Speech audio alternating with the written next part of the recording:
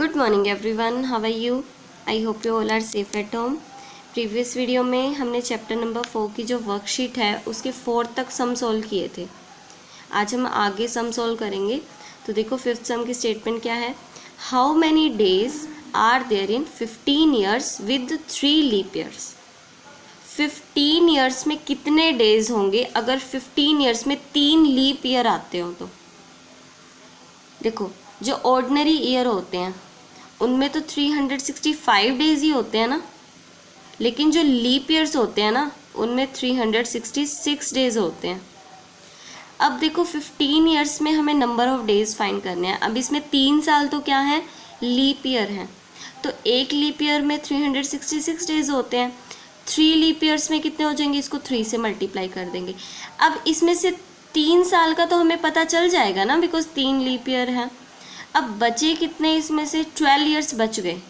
अब 12 ईयर्स तो बिल्कुल सिंपल वाले हैं जिनमें 365 डेज होते हैं, तो 1 ईयर में 365 डेज। अब इसमें से 12 ईयर बच जाएंगे, फिर उनका फाइंड करना है तो इसको 12 से मल्टीप्लाई करेंगे।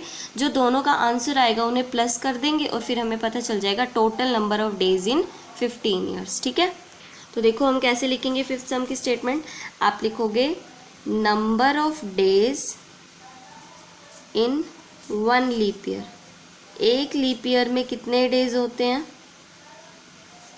1 लीप ईयर की बात कर रहे हैं हम। ठीक है, number of days in 1 leap year 366 days होते हैं ना। अब लीप ईयर थे कितने, 3 थे, तो number of days in 3 leap years. 3 leap years में कितने हो जाएंगे, इसको 3 से मल्टीप्लाई कर देंगे, इतने डेज आ जाएंगे। ठीक है, अब मल्टीप्लाई करो, देखो 3 6 जा 18, 1 कैरी, 3 6 जा 18 + 1 19, 9 और 1 कैरी, 3 3 जा 9, 9 + 1 10।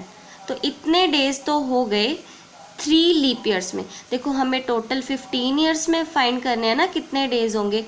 अब 3 साल का तो हमें पता चल गया, अभी वो जो 3 लीप ईयर्स आएंगे ना उनमें तो इतने डेज होंगे। अब इसमें से बच कितने गए, जो नॉर्मल वाले हैं 365 डेज वाले, और 12 डेज बच गए ना, सॉरी 12 ईयर्स बच गए। इसमें से 3 ईयर्स का तो हमने फाइंड कर लिया, अभी इतने डेज हैं। अब 12 ईयर्स बच गए। 12 ईयर्स में 12 ईयर्स जो है ना वो ऑर्डिनरी हैं बिल्कुल, जिनमें 365 डेज होते हैं। तो हमें 12 ईयर्स में और पता करना है, तो हम क्या लिखेंगे, number of days in 1 ordinary year. बिल्कुल सिंपल वाला साल है, लीप ईयर तो है नहीं। 1 ऑर्डिनरी ईयर में कितने डेज होते हैं, 365 डेज। देखो 15 में से 3 तो लीप ईयर्स थे, तो जो बच गए 12 वो ऑर्डिनरी है ना, तो एक ऑर्डिनरी ईयर में 365 डेज होते हैं। तो number of days in 12 ordinary years, 12 ordinary years, 12 years में कितने हो जाएंगे, इसको 12 से मल्टीप्लाई करेंगे तो हमें डेज का पता चल जाएगा। तो देखो हम 365 को किससे मल्टीप्लाई कर रहे हैं, 12 से। ठीक है, 2 5 जा 10, 0 1 कैरी, 2 6 जा 12, 12 + 1 13, 3 and 1 कैरी, 2 3 जा 6, 6 + 1 7। अब यहाँ क्रॉस का साइन लगाया, 1 5 जा 5, 1 6 जा 6 and 1 3 जा 3। इनको प्लस करेंगे, देखो 3 + 5 8, 7 + 6 13, 3 1 कैरी, 3 + 1 4। ठीक है, तो ये जो 12 साल आ गए ना बिल्कुल सिंपल वाले, उनमें कितने डेज हैं, 4380 डेज। अब हमें total number of days find करने हैं ना, total days in 15 years. 15 years, देखो 3 साल में तो इतने डेज हैं और जो 12 बच गए उनमें इतने हैं, तो इनको टोटल कर दो, आपको 15 ईयर्स का पता चल जाएगा। तो हम क्या करेंगे, 1098 डेज और 4380 डेज को प्लस कर देंगे। ठीक है, तो देखो इस लास्ट वाले 8 में लास्ट वाला डिजिट ही तो प्लस होगा, तो 8 + 0 कितना आ जाएगा, 8। सेकेंड लास्ट वाले में यानी 9 में, ये सेकेंड लास्ट वाला 9 + 8 17, 7 और 1 कैरी, 0 + 3 3, 3 + 1 4, 1 + 4 5। तो इतने डेज हो जाएंगे 15 ईयर्स में, जिनमें 3 तो क्या हैं, लीप ईयर्स हैं, और जो 12 साल हैं वो बिल्कुल ऑर्डिनरी हैं, जिनमें 365 डेज हैं। अब आगे देखो आप sixth sum, how many hours are there in 40 days. 40 days में कितने आवर्स होंगे। आवर्स क्या होते हैं, घंटे। एक दिन में आपको पता है ना 24 आवर्स होते हैं। 40 डेज का फाइंड करना है तो इसको 40 से मल्टीप्लाई कर देंगे। तो देखो सिक्स्थ सम, आप क्या लिखोगे, number of hours in 1 day. हमें एक दिन में पता तो है कि 24 आवर्स होते हैं, हमें 40 डेज में पता करना है ना, तो हम लिखेंगे number of hours in 40 days. 40 days में पता करेंगे तो इसको 40 से हम मल्टीप्लाई कर देंगे और आवर्स की जगह यहाँ पर आवर्स लिख देंगे। अब देखो 24 की 4 के साथ करते हैं, ठीक है, 0 बाद में लगाएंगे। 4 4 ज़ा 16, 6 1 कैरी हो जाएगी, 4 2 ज़ा 8, 8 + 1 9, और ये लास्ट वाली 0। तो इतने आवर्स हो गए 40 डेज में, ठीक है। अब 7th सम पर मूव करते हैं। देखो 7th सम क्या है, how many biscuits are there in 400 packets. 400 packets में कितने बिस्किट्स होंगे। इफ़ 1 पैकेट हैज़ 20 बिस्किट्स, अगर एक पैकेट में 20 बिस्किट्स आते हैं तो 400 पैकेट्स में कितने होंगे। तो आप क्या लिखोगे, number of biscuits in 1 packet. 1 packet में कितने बिस्किट्स हैं, 20 बिस्किट्स हैं, ठीक है। एक पैकेट लेके आ रहे हो ना तो उसमें 20 बिस्किट्स हैं, तो हमें कितने में फाइंड करना है कि 400 पैकेट में कितने होंगे। तो number of biscuits in 400 packets. देखो 1 का आपको पता है 400 का निकालना है, तो 20 को हम 400 से मल्टीप्लाई कर देंगे, ठीक है। देखो 0 छोड़ दो, ये वाली 1 और ये 2 छोड़ दो, 2 4 ज़ा क्या हो जाएगा 8। कितनी 0 छोड़ी है आपने, 1 2 3, 3 zeros लगा दो। इतने बिस्किट्स हो जाएंगे 400 पैकेट्स में, 8000।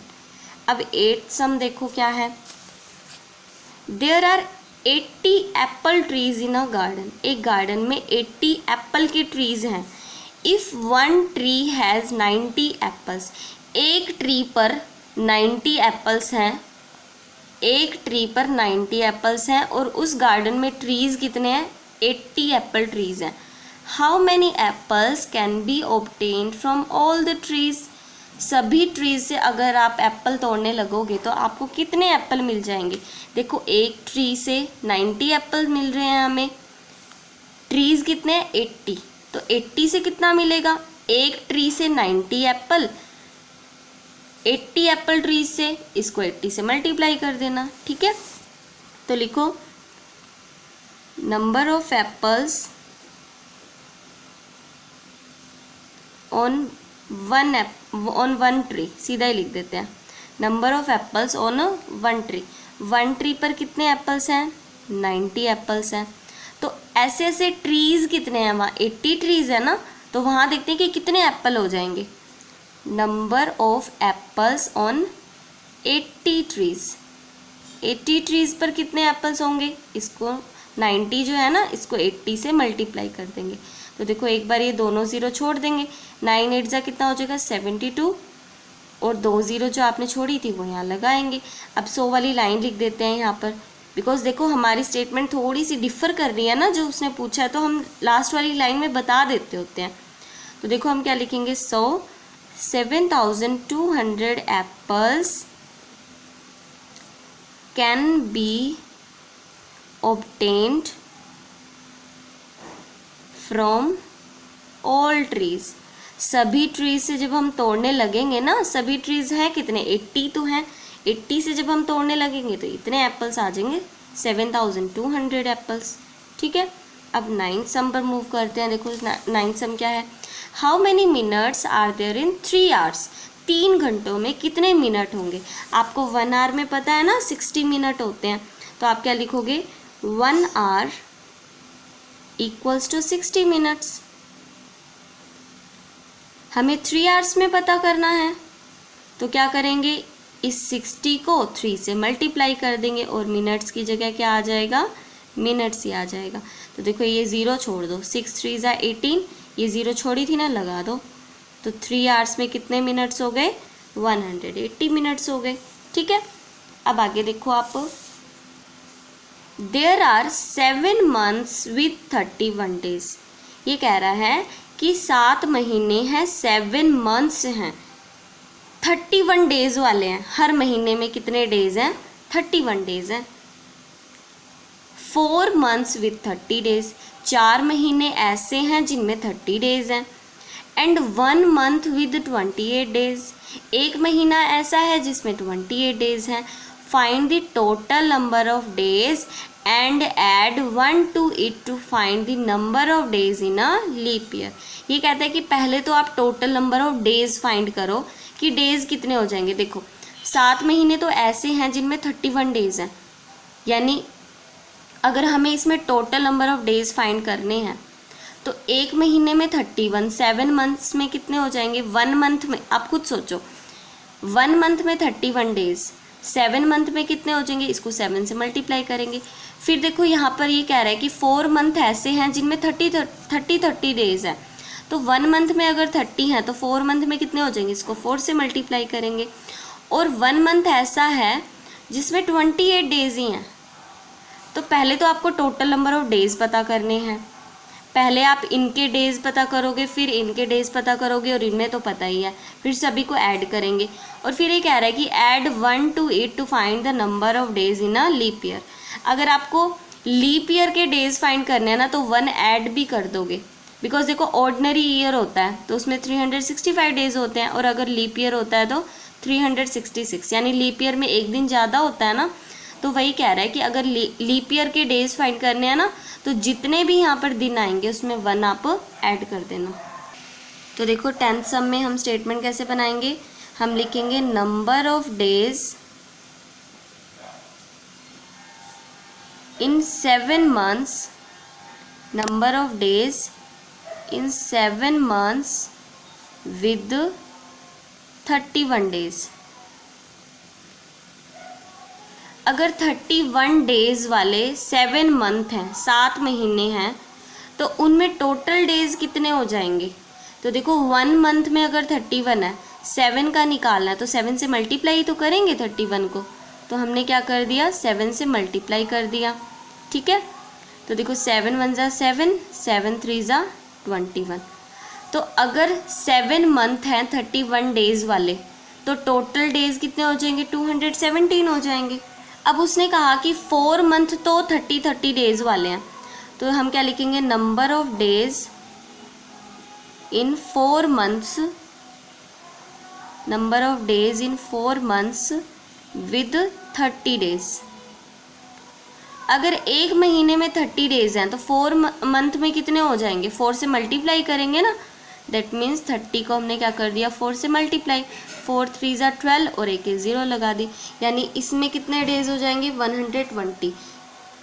अब हमने देखो 7 मंथ्स का भी फाइंड कर लिया, 4 मंथ्स जो 30 डेज वाले हैं उसमें भी फाइंड कर लिया कि टोटल कितने डेज होंगे। और एक महीना ऐसा है जिसमें 28 डेज हैं। ठीक है, अब हम क्या फाइंड करेंगे? Total number of days, total number of days in the year.